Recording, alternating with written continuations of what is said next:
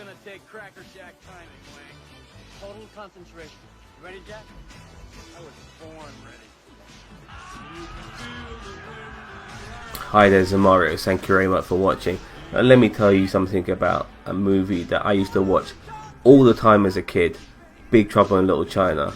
Religiously like clockwork, I would go to the video store and rent this film. You know why? Because this film, for me, at that time, was the greatest film of all motherfucking time.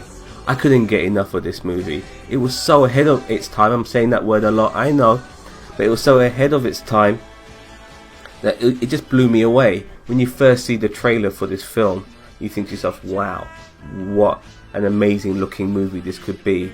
And then the film actually lives up to the hype and surpasses the trailer when it comes to being a great film, because how many films end up being shit after a fantastic trailer? But Big Trouble in Little China wasn't one of those movies.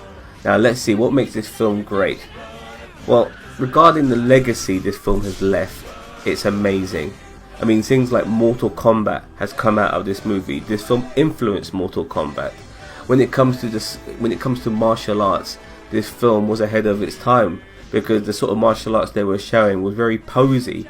And even though there are sort of poses going on here, my god, they're going back and forth, parries, blocks, inside, outside, trying to hit each other and shit. You know, it felt like the Hong Kong martial art films of the 70s and 80s, you know, Jackie Chan and all of that. That's what we were watching. But you got the Hollywood razzmatazz, and you know, with all that magic and flying around and great wire work, and you know, the Hollywood budget as well. This film just ended up being an absolute masterpiece.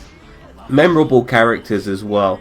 Kurt Russell as the absolute idiot of a human being, being the hero of this film. And initially you think to yourself, this guy is front and center of this movie, but no, it's really the sidekick who's the hero. His mate Wang, who the person whose wife has been kidnapped in the film, and they're trying to get her back because the guy who kidnapped her is some sort of mystical being who needs to marry somebody who has green eyes so he can live forever, because he's made all these deals with fucking emperors and gods and God knows what. It's fucking crazy, and it's easy to pick up, but you know you're in for a wild ride when you're watching this film. We have other characters too, like David Lopan. I mean, James Wong, that guy, phenomenal actor. I believe he's 90 now himself. I mean, he's part of the 90s clubs of these great actors who are still with us, and long may he still be with us. This guy is amazing. If he hasn't got a star on the Hollywood Walk of Fame, he deserves one, and he deserves some special recognitions for what he's done for cinema, for Asian actors. He is fantastic in this film as David Lopan. We've got the Storms as well, played by guys whose names I don't remember, but regardless, their characters are very significant, especially the character of Lightning, who ended up being Raiden in Mortal Kombat. We've got this sort of hairy monster that lives in the cave. We've got Kim Cattrall as well, being fantastic. Just martial arts and everything else you can think of. This film is amazing.